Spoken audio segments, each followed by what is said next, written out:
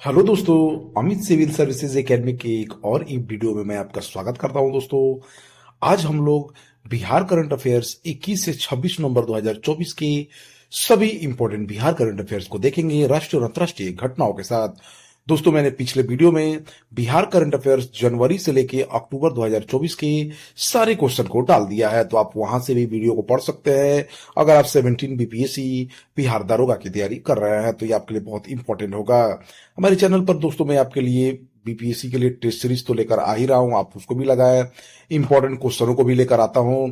तो दोस्तों ये बहुत ही इंपॉर्टेंट हो जाता है, तो आप हमारे चैनल से जरूर जुड़ जाए। चलते हैं आज के पहले क्वेश्चन की तरफ।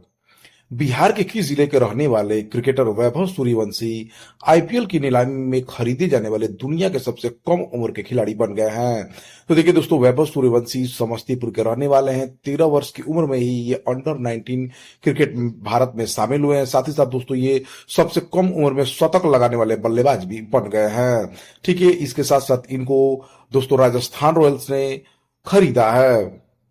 बिहार के समस्तीपुर जिले के रहने वाले वैभव सूर्यवंशी आईपीएल मेगा नीलामी में 1 करोड़ 10 लाख में खरीदी जाने के बाद युवा क्रिकेटर वैभव सूर्यवंशी घर परिवार और गांव में जश्न का माहौल है।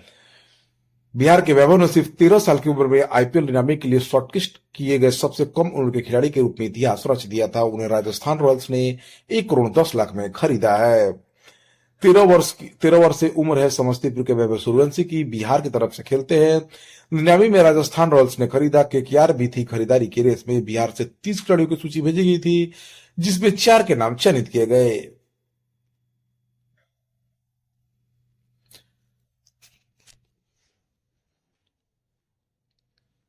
अंतर्राष्ट्रीय खेल स्टेडियम राजगीर में आयोजित बिहार महिला एशियाई हॉकी चैंपियनशिप ट्रॉफी 2024 का खिताब किस देश ने जीत लिया? दोस्तों भारत ने जीत लिया है।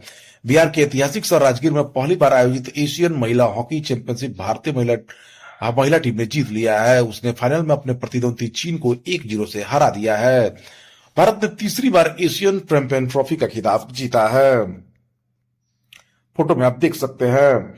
भारत की जीत पर मुख्यमंत्री नीतीश कुमार ने घोषणा की है कि राज्य सरकार विजेता टीम के सभी सदस्यों एवं टीम के मुख्य कोच हरिंदर सिंह जी को 10-10 लाख रुपए की नगद राशि देगी। महिला एशियाई चैंपियनशिप ट्रॉफी 2024 का शुभंकर गुड़िया है, जो बिहार में युवा लड़कियों के लिए एक स्नेहपूर्ण संबंध है। इसका लोगो दोस्तों बोधि वृक्ष है, जो विकास और लचीलेपन का प्रतीक है। ऐसे प्रतिष्ठित अंतर्राष्ट्रीय आयोजनों की मेजबानी से बिहार की ओर वैश्विक ध्यान आकर्षित होता है तथा स्थानीय प्रतिभा और खेल विकास के नए अवसर उत्पन्न होते हैं। टूर्नामेंट में 6 देश, जिनमें भारत, चीन, थाईलैंड, मलेशिया, दक्षिण कोरिया और जापान शामिल है, इस चैंपियनशिप में भाग ले रहे हैं। दोस्तों देखिए, 2010 में दक्षिण कोरिया विजेता था, 2011 में भी दक्षिण कोरिया, 2013 में जापान, 2016 में भारत 2023 में विजेता रहा, 2024 में भी तो भारत तीसरी बार यह प्रतियोगिता जीत लिया है। ठीक है, बिहार के खेल मंत्री सुरेंद्र मेहता है। भारत के खेल मंत्री डॉक्टर मनसुख मंडाविया है। टूर्नामेंट एशियाई महिला हॉकी के टूर्नामेंट के सर्वश्रेष्ठ खिलाड़ी दीपिका रही, उन्होंने 11 गोल किए। भारत ने सर्वाधिक 29 गोल किए टूर्नामेंट में। डॉक्टर मनसुख मंडाविया ने 2025 में बिहार में खेलो इंडिया यूथ गेम्स आयोजन की भी घोषणा की है। ठीक है, जापान ने मलेशिया को हराकर कांस्य पदक जीता है। तो ठीक है, पहले स्थान पर दोस्तों कौन रहा? भारत रहा। दूसरे स्थान पर चीन रहा और तीसरे स्थान पर जापान रहा। बिहार में कहां पर पहला सड़क प्रशिक्षण एवं शोध संस्थान बनाया जाएगा? तो दोस्तों पटना के मोकामा में बिहार में पहला सड़क प्रशिक्षण एवं शोध संस्थान बनाने की कवायद शुरू कर दी गई है। पथ निर्माण विभाग ने पटना जिले के मोकामा में 26 एकड़ जमीन चिन्हित कर ली है। इस संस्थान के बन जाने से बिहार को सड़कों पर किसी तरह का शोध करने के लिए दूसरे राज्यों पर निर्भर नहीं रहना पड़ेगा। साथ ही राज्य में ही इंजीनियरों को प्रशिक्षण दिया जा सकेगा। विभागीय अधिकारियों के अनुसार शोध संस्थान बनाने में केंद्रीय सड़क शोध संस्थान दिल्ली की सहायता ली जाएगी। बिहार के उप मुख्यमंत्री सह पथ निर्माण मंत्री विजय कुमार सिन्हा है। बिहार की परिवहन मंत्री शीला कुमारी हैं। बिहार में कुल एनएच की लंबाई मात्र 6129.84 किलोमीटर है। वर्ष 2005 में देश में कुल एनएच में बिहार की भागीदारी 5.4% थी, जो घटकर केवल 4.04% हो गई है। देश में सबसे अधिक महाराष्ट्र में 17,757 किलोमीटर एनएच है। कुल एनएच में इसकी भागीदारी 13.40 13.40% है। दूसरे पायदान पर उत्तर प्रदेश में 11,737 किलोमीटर और कुल एनएच में इसकी भागीदारी 8.86% है। चेन्नई तमिलनाडु में 15 से 19 नवंबर तक आयोजित 76वीं राष्ट्रीय ट्रैक साइकिलिंग चैंपियनशिप में बिहार के किस जिले के रहने वाले शशि यादव ने सब जूनियर वर्ग में कांस्य पदक जीता है। तो दोस्तों ये सीवान के रहने वाले हैं शशि यादव। इन्होंने राष्ट्रीय ट्रैक साइकिलिंग चैंपियनशिप में कांस्य पदक जीता है। चेन्नई तमिलनाडु में 15 से 19 नवंबर तक आयोजित 76वीं राष्ट्रीय ट्रक साइकिलिंग चैंपियनशिप में बिहार के सीवान जिले के रहने वाले शशि यादव ने सब जूनियर वर्ग में कांस्य पदक जीता है। शशि यादव ने सब जूनियर वर्ग 7 किलोमीटर स्क्रैच रेस में तृतीय स्थान प्राप्त कर राज्य का नाम रोशन किया है। इसके लिए साइकिलिंग एसोसिएशन ऑफ बिहार के अध्यक्ष जगजीवन सिंह ने बधाई दिया है। केंद्रीय सड़क और परिवहन मंत्री नितिन गडकरी ने बिहार की सड़क योजनाओं को पूरा करने के लिए कितनी राशि देने की घोषणा की है? तो दोस्तों 5 लाख करोड़ रुपए केंद्रीय मंत्री नितिन गडकरी ने बोधगया में कहा कि वह बिहार में 5 लाख करोड़ रुपए की लागत से हाईवे बनाएंगे। उन्होंने कहा कि मुझे जमीन दो, मैं सड़क बना कर दूंगा, हमारे पास पैसों की कमी नहीं है। केंद्रीय सड़क परिवहन मंत्री नितिन गडकरी ने गुरुवार को बिहार के गया में 3700 करोड़ रुपए की लागत से नेशनल हाईवे की विभिन्न परियोजनाओं का उद्घाटन किया। कैमूर में वाराणसी कोलकाता एक्सप्रेसवे का निर्माण किया जाएगा। यह 4 जिलों से गुजरेगा। देखिए दोस्तों कुछ इंपॉर्टेंट जो खबरें इसके बारे में बताता हूं। देखिए रामनगर से कच्ची दरगाह तक 1113 करोड़ से 14 किलोमीटर की 6 लेन ग्रीनफील्ड सड़क बनेगी। आमस दरभंगा कॉरिडोर को पटना रिंग रोड से जोड़ने व पटना से औरहिया मार्ग की घोषणा की जाएगी। अनीसाबाद से एम तक सड़क के लिए 1000 करोड़ मिलेंगे।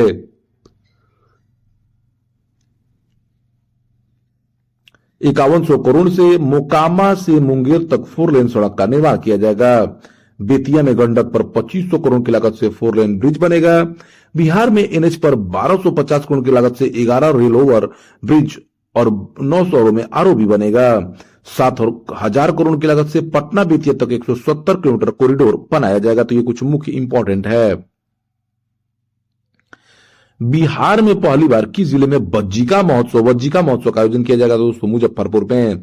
कला संस्कृति विभाग ने बिहार में 5 भाषाओं का महोत्सव मनाने की घोषणा की है। मुजफ्फरपुर में वज्जिका महोत्सव, भागलपुर में अंगिका महोत्सव, नवादा में मगही महोत्सव, आरा में भोजपुरी महोत्सव और दरभंगा में मैथिली महोत्सव मनाया जाएगा। कला संस्कृति विभाग ने ऐसा निर्देश जारी किया है। मुजफ्फरपुर में पहली बार वज्जिका महोत्सव का आयोजन होगा। अगले साल से रोटेशन के आधार पर यह महोत्सव मनाया जाएगा। जिलों के बाद इन 5 भाषाओं पर एक कार्यक्रम पंचामृत राज्य स्तर पर किया जाएगा। इसके साथ ही कला संस्कृति विभाग की ओर से विभिन्न जिलों में कई नए आयोजन भी होंगे। मुजफ्फरपुर में हर वर्ष वीर बालक रामवृक्ष बेनीपुरी जानकी वल्लभ शास्त्री महोत्सव का आयोजन होगा। जिला प्रशासन स्थानीय समितियों से मिलकर इसकी तिथि तय करेगा। कला संस्कृति विभाग ने 5 भाषा महोत्सवों के अलावा सूबे के सभी जिलों में कुल 208 आयोजन महोत्सवों की सूची जारी की है। औरंगाबाद में सूर्य महोत्सव, लखीसराय में अशोक धाम महोत्सव, जलप्पा स्थान महोत्सव जैसे नए महोत्सव शामिल किए गए हैं। मधुबनी में अन्य उत्सवों के साथ ही जगदम्बा देवी उत्सव, महासुंदरी देवी उत्सव होगा। इन उत्सवों के आयोजन का जिम्मा जिला प्रशासन को दिया गया है। बिहार संगीत नाटक अकादमी को विंध्याचली देवी उत्सव, साद अजीमाबादी उत्सव समेत अन्य का जिम्मा दिया गया है। तो दोस्तों ये पहली बार ऐसा बिहार में होने जा रहा है। उत्तराखंड के हरिद्वार में 18 से 20 नवंबर 2024 तक आयोजित राष्ट्रीय ग्रैपलिंग कुश्ती चैंपियनशिप में बिहार ने कुल कितने पदक जीते हैं दोस्तों? तो राष्ट्रीय ग्रैपलिंग कुश्ती चैंपियनशिप में बिहार ने दोस्तों 9 पदक जीता है।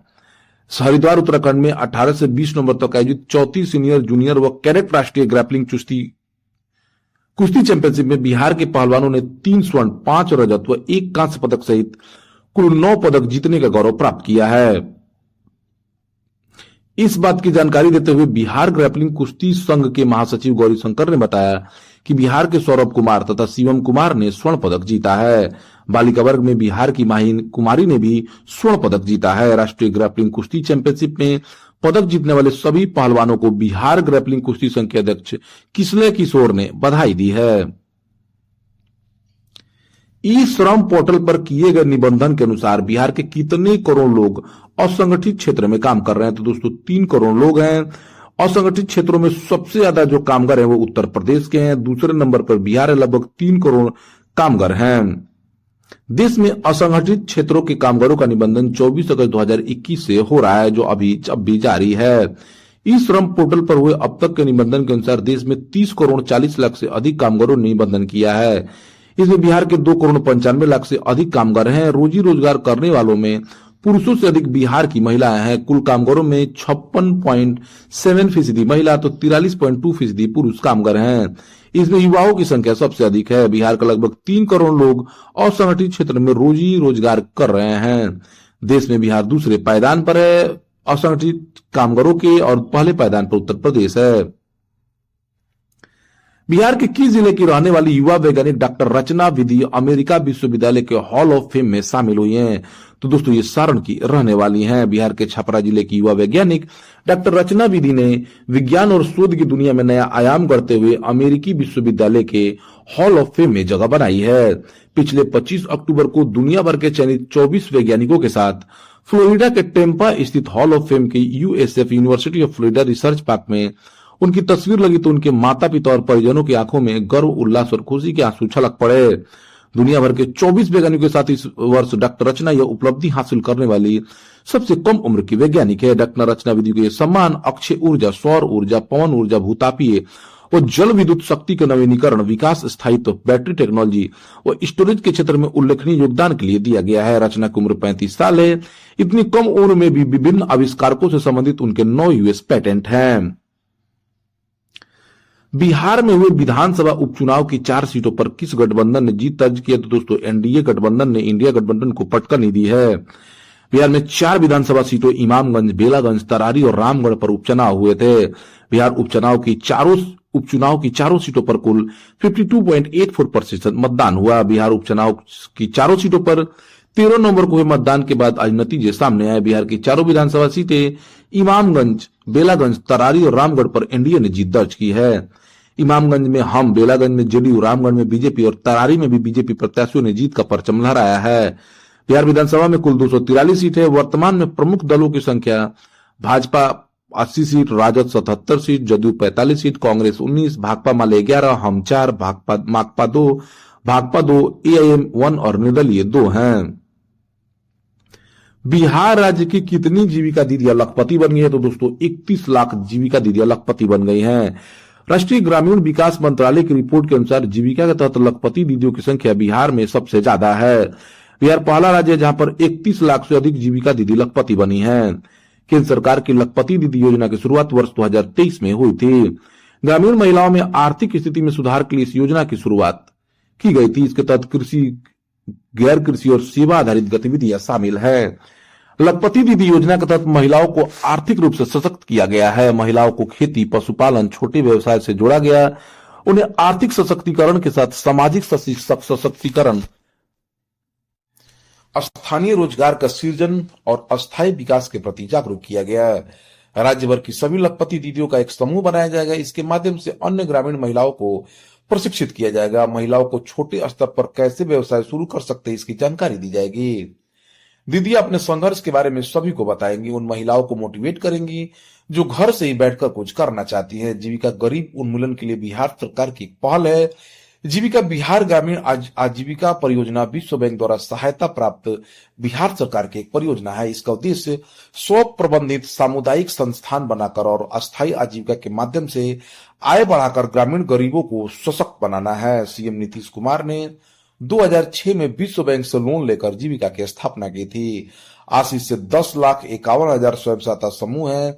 1,31,00,000 महिलाएं इससे जुड़ी हैं। 2023 तक जीविका ने कुल 34,000 करोड़ रुपए ऋण लिया था। अब कोई बहाना नहीं अभियान को किसके सहयोग से शुरू किया गया? तो दोस्तों संयुक्त राष्ट्र महिला के सहयोग से। अब कोई बहाना नहीं अभियान को संयुक्त राष्ट्र महिला के सहयोग से शुरू किया गया है। इसका आयोजन महिला एवं बाल विकास मंत्रालय और ग्रामीण विकास मंत्रालय द्वारा किया गया। यह अभियान लिंग आधारित हिंसा को खत्म करने के उद्देश्य से शुरू हुआ है। इस पहल के तहत सरकार लिंग समानता को बढ़ावा देने और महिलाओं के अधिकारों की रक्षा करने के लिए विभिन्न कार्यक्रमों और वर्कशॉप का आयोजन करेगी। 25 नवंबर को केंद्रीय महिला एवं बाल विकास मंत्री अन्नपूर्णा देवी ने नई दिल्ली में अब कोई बहाना नहीं नामक राष्ट्रीय अभियान का शुभारंभ किया है। आईपीएल नीलामी के सबसे महंगे खिलाड़ी दोस्तों ऋषभ पंत बने हैं। उनको 27 करोड़ में खरीदा गया है। सऊदी अरब के जेद्दा में आयोजित की गई आईपीएल की नीलामी में कुल 182 खिलाड़ी खरीदे गए। आईपीएल 2025 की नीलामी में कुल 577 खिलाड़ी शामिल थे। ऋषभ पंत 27 करोड़ के साथ आईपीएल इतिहास के सबसे महंगे खिलाड़ी बन गए। उन्हें लखनऊ की टीम ने खरीदा है। इस बार कुल 395 खिलाड़ी अनसोल्ड रहे। वही वेंकटेश अय्यर सबसे महंगे ऑलराउंडर बने। उन्हें केकेआर ने 23.75 करोड़ में खरीदा है। हाल ही में प्रधानमंत्री नरेंद्र मोदी को किस पुरस्कार से सम्मानित? तो विश्व शांति पुरस्कार मिला दोस्तों। इनको doctor Martin Luther king junior global peace award से सम्मानित किया गया है। प्रधानमंत्री नरेंद्र मोदी को अमेरिका के मैरीलैंड में एसोसिएशन ऑफ इंडियन अमेरिकन मॉनिटरीज द्वारा doctor Martin Luther king junior global peace award से सम्मानित किया गया है। उन्हें अवार्ड अल्पसंख्यक उत्थान के लिए दिया गया है। एआईएम एक नवगठित गैर सरकारी संगठन है जो भारतीय अमेरिकी अल्पसंख्यक समुदायों के कल्याण के लिए कार्य करता है। ठीक है दोस्तों, हाल ही में दिनेश भाटिया को किस देश में भारत के अगले राजदूत के रूप में नामित किया गया है? बनाया गया दोस्तों, नियुक्त किया गया तो ब्राजील का।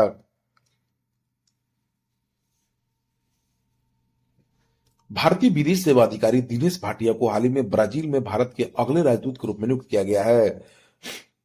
1992 बैच के आईपीएस अधिकारी भाटिया के पास व्यापक राजनीतिक अनुभव है। भारत में हर साल संविधान दिवस कब मनाया जाता है दोस्तों? 26 नवंबर को। भारत में हर साल 26 नवंबर को संविधान दिवस मनाया जाता है। यह दिन न्याय, स्वतंत्रता और समानता जैसे संवैधानिक मूल्यों पर जोर देता है। पहली बार यह दिवस 2015 में मनाया गया था। तब से हर साल 26 नवंबर को संविधान दिवस मनाया जाता है। भारत के संविधान को 26 नवंबर 1949 को अंगीकृत किया गया था।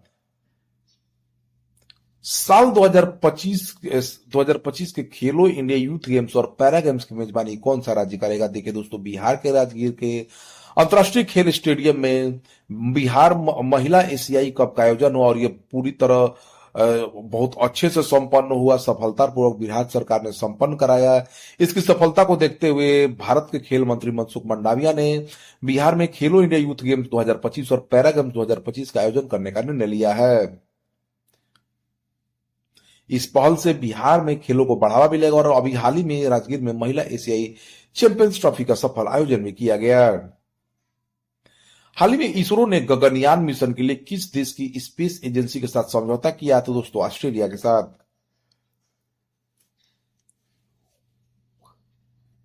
इसरो और ऑस्ट्रेलियाई अंतरिक्ष एजेंसी ने हाल ही में गगनयान मिशन के लिए चालक दर और मॉड्यूल रिकवरी पर सहयोग करने के लिए एक समझौते पर हस्ताक्षर किए हैं। आईए पर मानव अंतरिक्ष उड़ान केंद्र के निदेशक डीके सिंह और अंतरिक्ष क्षमता शाखा के महाप्रबंधक जारोड पवार ने हस्ताक्षर किए हैं। इसरो का गठन 15 अगस्त 1969 को हुआ था। इसरो का भी प्रमुख एस सोमनाथ हैं। कौन सा देश आईसीए वैश्विक सहकारी सम्मेलन की मेजबानी करेगा? तो दोस्तों, भारत 25 से 30 नवंबर 2024 तक नई दिल्ली में आयोजित होने वाले अंतर्राष्ट्रीय सहकारी गठबंधन वैश्विक सहकारी सम्मेलन की मेजबानी कर रहा है। प्रधानमंत्री नरेंद्र मोदी ने 25 नवंबर को नई दिल्ली के भारत मंडपम में अंतर्राष्ट्रीय सहकारिता गठबंधन के वैश्विक सहकारिता सम्मेलन का उद्घाटन किया। यह सम्मेलन 25 से 30 नवंबर 2024 तक आयोजित होगा और इसमें विभिन्न देशों के प्रतिनिधि शामिल होंगे। इस कार्यक्रम का उद्देश्य सहकारिता के माध्यम से सभी की समृद्धि को बढ़ावा देना है। ठीक है, जो है 2025 को संयुक्त राष्ट्र ने अंतर्राष्ट्रीय सहकारी वर्ष घोषित किया है। उद्घाटन समारोह में पीएम मोदी अंतर्राष्ट्रीय सहकारिता वर्ष 2025 पर एक स्मारक डाक टिकट भी जारी किए। भारत सरकार के सहकारिता मंत्रालय अंतर्राष्ट्रीय सहकारी गठबंधन के सहयोग से आयोजन हो रहा है। कार्यक्रम का मुख्य विषय सहकारिता से सभी की समृद्धि का निर्माण रखा गया है, जिसमें नीति, उद्यमशीलता और नेतृत्व पर चर्चा की जाएगी। इस सम्मेलन में रोडसेल पायनियर्स अवार्ड 2025 भी दिया जाएगा, जो सहकारी समितियों के विकास में योगदान के लिए व्यक्तियों या संगठनों को सम्मानित करेगा। इफ्को लिमिटेड के प्रबंध निदेशक ने बताया कि सम्मेलन का उद्देश्य भारतीय किसानों और सहकारी समितियों के उत्पादों को वैश्विक मंच पर प्रदर्शित करना है। हाल ही में कौन सा देश अंतर्राष्ट्रीय सौर संगठन का पूर्ण सदस्य बना है? तो दोस्तों, आर्मेनिया है। दोस्तों, आर्मेनिया अंतर्राष्ट्रीय सौर गठबंधन का 104वां पूर्ण सदस्य बना है, जो वैश्विक सौर ऊर्जा सहयोग के लिए एक मील का पत्थर है। आईएसए की स्थापना 30 नवंबर 2015 को भारतीय प्रधानमंत्री नरेंद्र मोदी और फ्रांसीसी राष्ट्रपति फ्रांसवा ओलांद द्वारा की गई थी। भारत मंडपम में आयोजित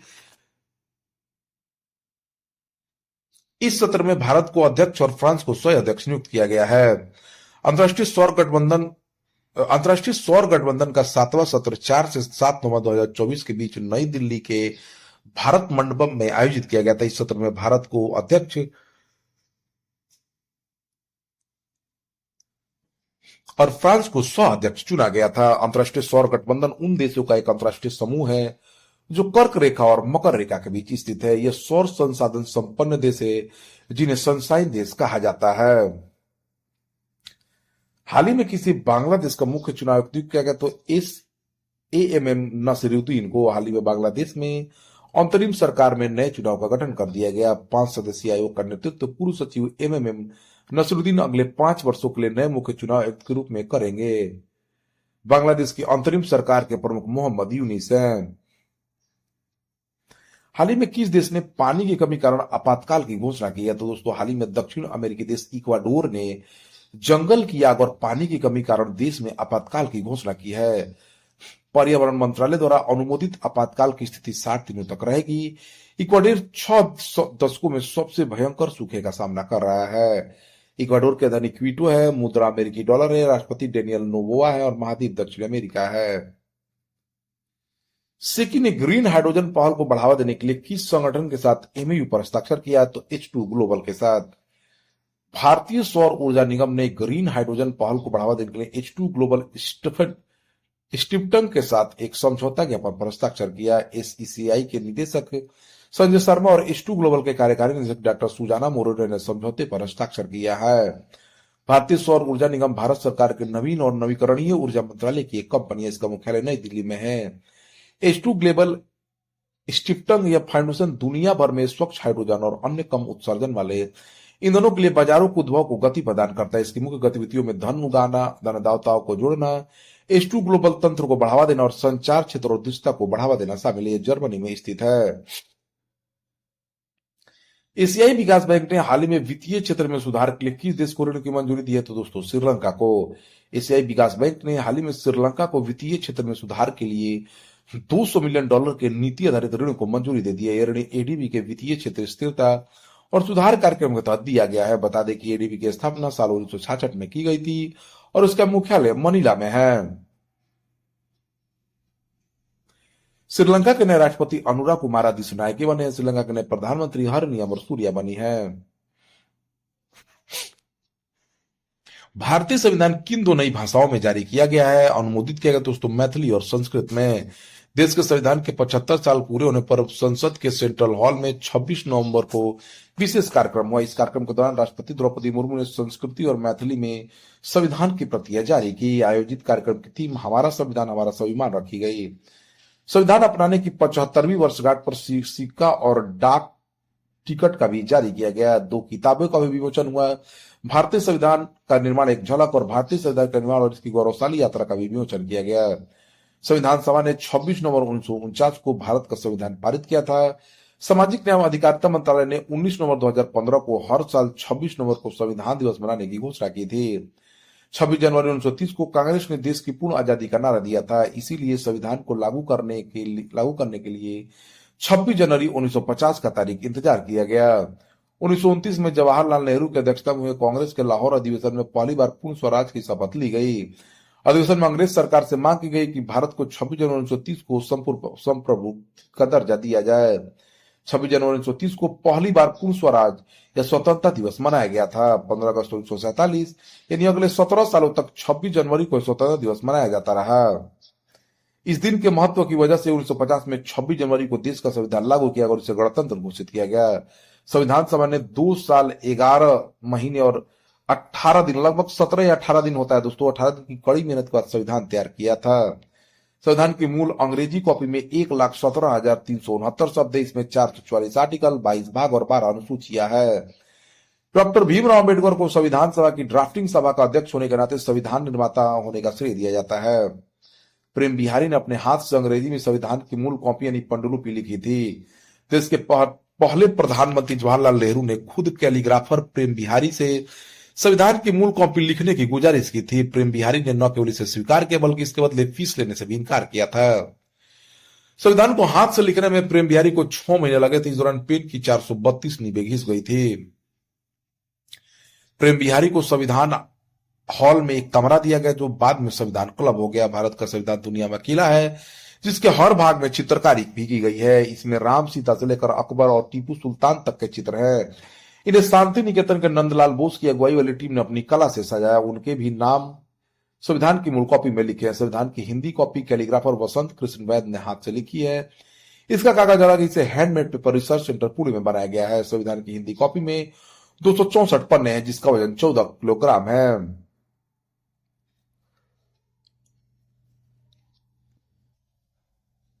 केंद्रीय शिक्षा मंत्री धर्मेंद्र प्रधान ने 25 नवंबर को नई दिल्ली में द टीचर ऐप का अनावरण किया। इस ऐप को किसने डेवलप किया? तो दोस्तों भारतीय एयरटेल फाउंडेशन ने। केंद्रीय शिक्षा मंत्री धर्मेंद्र प्रधान ने 25 नवंबर को नई दिल्ली में द टीचर ऐप का अनावरण किया। इसका उद्देश्य उनकी पेशेवर विकास और शैक्षणिक गुणवत्ता को बढ़ाना है। इस ऐप के माध्यम से शिक्षक विभिन्न शैक्षणिक संस्थानों, पाठ्यक्रमों और प्रशिक्षण कार्यक्रमों तक पहुंच प्राप्त कर सकेंगे। इस अवसर पर मंत्री ने कहा कि यह ऐप शिक्षकों को अपनी क्षमताओं को बढ़ाने और छात्रों के साथ बेहतर संवाद स्थापित करने में मदद करेगा। इस प्लेटफॉर्म को भारतीय इंटरप्राइजेज की शाखा भारतीय एयरटेल फाउंडेशन द्वारा डेवलप किया गया है। यह निःशुल्क ऐप वेब, iOS और एंड्रॉइड पर उपलब्ध है। टीचर ऐप का उपयोग कर शिक्षक अपने अनुभवों को साझा कर सकते हैं और एक दूसरे से सीख सकते हैं। प्लेटफॉर्म पर 260 से ज्यादा घंटों के रिसोर्सेज है जिनमें पाठ्यक्रम, लर्निंग बाइट्स, छोटे वीडियो, पॉडकास्ट और थीम आधारित फेस्ट। हाल ही में महाराष्ट्र तथा झारखंड की विधानसभा चुनाव में दोस्तों महाविकास अघाड़ी यानी कहने का मतलब दोस्तों इंडिया गठबंधन को महायुति यानी इंडिया गठबंधन ने हरा दिया है। और महाराष्ट्र में देखिए दोस्तों जो है इंडिया गठबंधन हार गई, महायुति जीत गया। और महाराष्ट्र में दोस्तों हुआ क्या कि इंडिया गठबंधन जीत गई और इंडिया गठबंधन हार गया। महाराष्ट्र में महायुति फिर से सरकार बनाने जा रही है। महायुति को 230 सीटों पर जीत हासिल हुई। भाजपा ने 132, शिवसेना एकनाथ शिंदे ने 57, एनसीपी अजित ने 41 सीटें जीती। वही कांग्रेस के नेतृत्व वाला महाविकास अघाड़ी 46 सीटों पर सिमट गया। पीस कांग्रेस 16, एनसीपी के हिस्से 10 सीटें आई।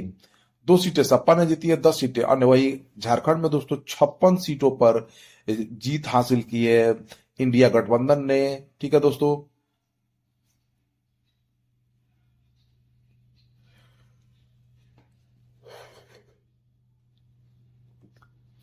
28 नवंबर से 15 दिसंबर 2024 तक अंतर्राष्ट्रीय गीता महोत्सव का आयोजन हरियाणा के कुरुक्षेत्र में किया जाएगा। हरियाणा के कुरुक्षेत्र में 28 नवंबर से 15 दिसंबर तक अंतर्राष्ट्रीय गीता महोत्सव का आयोजन होगा। कुरुक्षेत्र श्रीमद् भागवत गीता की जन्मस्थली है। इस बार अंतर्राष्ट्रीय गीता महोत्सव में यूनाइटेड रिपब्लिक ऑफ तंजानिया सहयोगी देश और उड़ीसा सहयोगी राज्य के रूप में होगा। गीता संस्कृत भाषा में है और ऋषि वेदव्यास ने 3री सहस्त्राब्दी ईसा पूर्व इसकी रचना की थी। इसमें 18 अध्याय और 700 श्लोक है। किस राज्य के करीमगंज जिले का नाम बदलकर श्रीभूमि कर दिया गया? दोस्तों असम का। असम सरकार ने दोस्तों करीमगंज जिले को करीमगंज शहर का नाम करम शहर, श्रीभूमि और श्रीभूमि टाउन कर दिया है। असम कैबिनेट ने मंगलवार 20 नवंबर को बांग्लादेश की सीमा से लगे बराक घाटी इलाके करीमगंज जिले का नाम बदल करने की मंजूरी दी है। इसके पहले केंद्र सरकार ने सितंबर महीने में अंडमान और निकोबार द्वीप समूह की राजधानी पोर्ट ब्लेयर का नाम बदलकर श्री विजयपुरम कर दिया था। उत्तरी पूर्व राज्य असम हिमाचल के दक्षिण में ब्रह्मपुत्र और बराक नदी की घाटियों के इलाके में है। इसे 1950 में एक राज्य के बतौर मान्यता मिली। इसकी सीमा उत्तर में भूटान, अरुणाचल प्रदेश, पूर्व में नागालैंड और मणिपुर, दक्षिण में मेघालय, त्रिपुरा, मिजोरम और बांग्लादेश से लगती है। असम की राजधानी दिसपुर है। असम में कुल 31 जिले हैं। राज्य की आधिकारिक भाषा असमिया जो बड़े पैमाने पर बोली जाती है, लेकिन कई दूसरी भाषा बोलियां जैसे बंगाली और बोडो भी असम के इलाकों में बोले जाते हैं। बिहू यहाँ सबसे लोकप्रिय नृत्य है। असम राज्य चाय और रेशम के लिए दुनिया भर में मशहूर है। यहाँ 2 प्रमुख यूनेस्को विश्व धरोहर स्थल है, काजीरंगा राष्ट्रीय उद्यान और मानस राष्ट्रीय उद्यान। असम वाइल्ड लाइफ टूरिज्म के लिए मशहूर है। कई लुप्त प्राय प्रजातियों का घर है जिनमें लाल सिर वाले गिद्ध, सफेद पंखों वाली लकड़ी की बतख और सुनहरा लंगूर वगैरह शामिल है। किस पंजाबी गायक को 20 नवंबर को यूएनएफसीसी डिजिटल क्लाइमेट एडवाइजरी का ग्लोबल ब्रांड एम्बेसडर चुना गया? तो दोस्तों शुभ को। पंजाबी रैपर शुभ को संयुक्त राष्ट्र ने 20 नवंबर को यूएनएफसीसी डिजिटल क्लाइमेट एडवाइजरी का ग्लोबल ब्रांड एम्बेसडर चुना है। वे अब Leonardo DiCaprio, David Beckham, Coldplay, BTS, Billie Eilish, Don Cheadle, Shailene Woodley, Prince Harry और मेघन मार्कल जैसे हस्तियों की लिस्ट में शामिल हो गए हैं जो जलवायु परिवर्तन के पहल के साथ सहयोग करते हैं। यह घोषणा बाकू अजरबैजान में आयोजित संयुक्त राष्ट्र जलवायु सम्मेलन COP29 में की गई। संयुक्त राष्ट्र का फैसला शुभ की लोकप्रियता, संगीत और फैन फॉलोइंग को ध्यान में रखते हुए लिया गया है। जलवायु परिवर्तन पर संयुक्त राष्ट्र फ्रेमवर्क कन्वेंशन का मानना है कि शुभ का संकेत न केवल मनोरंजन का साधन है बल्कि वो अपनी कला और मंच का उपयोग सामाजिक मुद्दों पर जागरूकता बढ़ाने के लिए भी कर सकते हैं। 29वां संयुक्त राष्ट्र जलवायु परिवर्तन सम्मेलन बाकू अजरबैजान में हो रहा है। पर्यावरण से जुड़े इस कार्यक्रम में भारत समेत लगभग 200 देश हिस्सा ले रहे हैं। इसमें जलवायु परिवर्तन के प्रति सबसे ज्यादा संवेदनशील देशों के लिए जलवायु वित्त करने या लक्ष्य तय करने पर मुख्य रूप से ध्यान केंद्रित किया गया है।